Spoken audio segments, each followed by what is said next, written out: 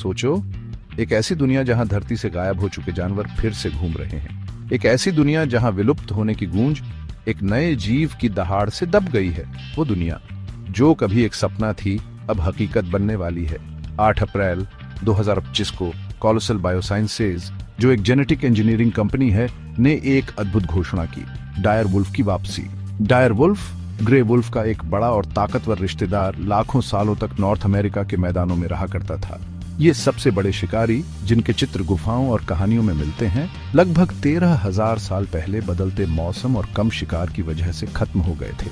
अब colossal biosciences के कमाल के काम की बदौलत डायर वुल्फ वापस आ गया है, जो विज्ञान की ताकत का एक सबूत है।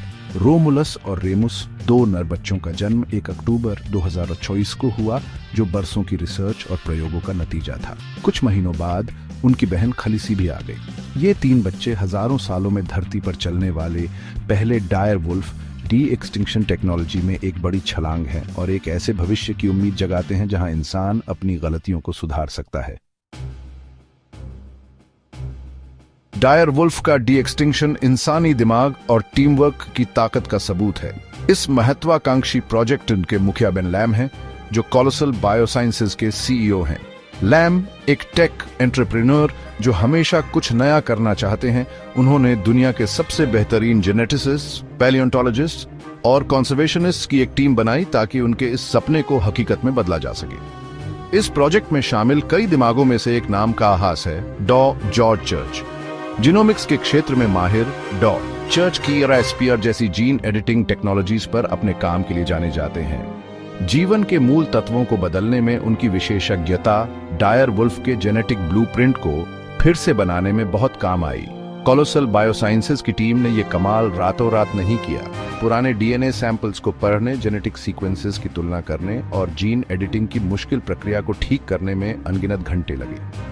उनकी कड़ी मेहनत और लगन ने वैज्ञानिक खोजों का एक नया दौर शुरू किया है, जहां विलुप्त होना अब हमेशा के लिए खत्म होने का मतलब नहीं है।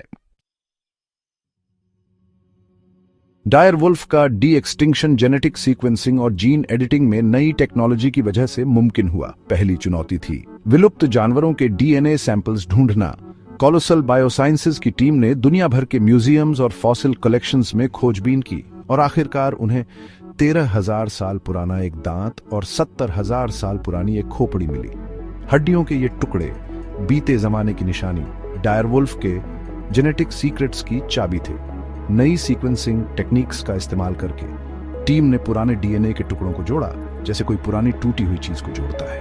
वे डायर वुल्फ के जीनोम का 91% तक फिर से बनाने में कामयाब रहे, जो सोर्स मटेरियल की उम्र और टूट फुट को देखते हुए एक बड़ी उपलब्धि है। ये जेनेटिक ब्लूप्रिंट, जीवन के कोड की ताकत का सबूत, टीम को डायर वुल्फ को वापस लाने के लिए जरूरी चीजें देता है। लेकिन सिर्फ जेनेटिक कोड का होना ही काफी नहीं था। अगली चुनौती थी इस पुराने ब्लूप्रिंट को एक जिंदा जानवर में बदलना। किसी विलुप्त प्रजाति को वापस लाना किसी जेनेटिक सीक्वेंस को कॉपी पेस्ट करने जितना आसान नहीं है। कोलोसल बायोसाइंसेज की टीम बस डायर वुल्फ का डीएनए डालकर एकदम वैसा ही जानवर बनाने की उम्मीद नहीं कर सकती थी। इसके बजाय उन्हें जीन एडिटिंग और सरोगेट मदर्स का इस्तेमाल करके डायर वुल्फ को फिर से बनाना पड़ा।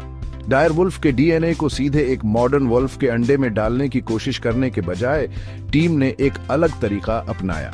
उन्होंने ग्रे वुल्फ के जीनोम से शुरुआत की, जो डायर वुल्फ का सबसे नजदीकी रिश्तेदार है, और कीरास्पियर टेक्नोलॉजी का इस्तेमाल करके उसमें बदलाव किए। कीरास्पियर एक नया जीन एडिटिंग टूल, एक कैंची की तरह काम करता है, जिससे वैज्ञानिक डीएनए के हिस्सों को काट और जोड़ सकते हैं। टीम ने 14 क्रोमोसोम्स में 20 खास जीन्स की पहचान की, जो डायर वुल्फ और ग्रे वुल्फ में अलग थे। इन जीन्स, जो आकार, बनावट और बालों के रंग जैसे लक्षणों के लिए जिम्मेदार होते हैं, को ग्रे वुल्फ के जीनोम में डायर वुल्फ के जेनेटिक कोड से मैच करने के लिए ध्यान से एडिट किया गया।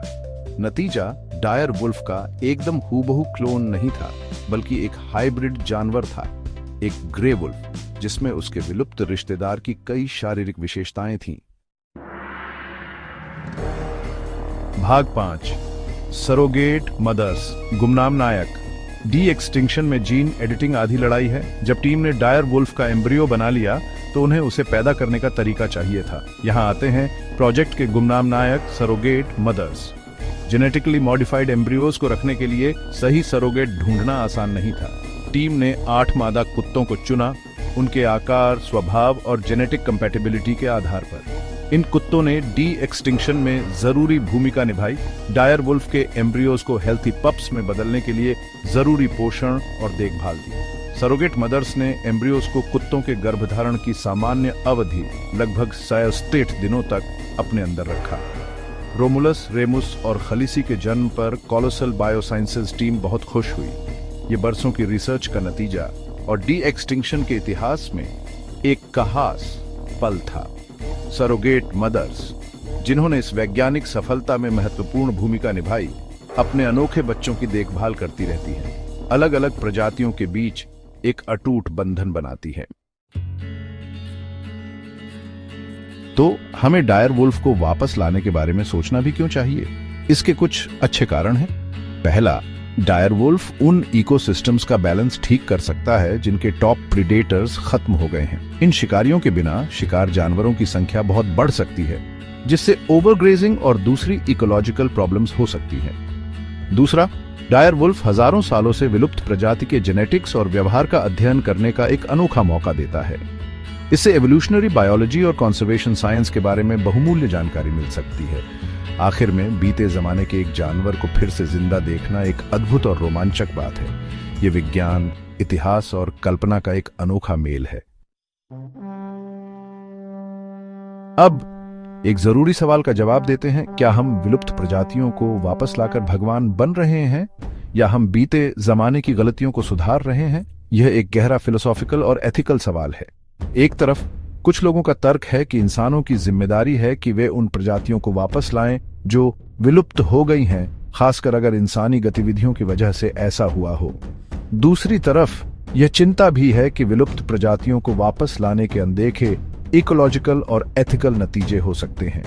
यह संभावित फायदों और नैतिक प्रभावों के बीच एक नाजुक बैलेंस है।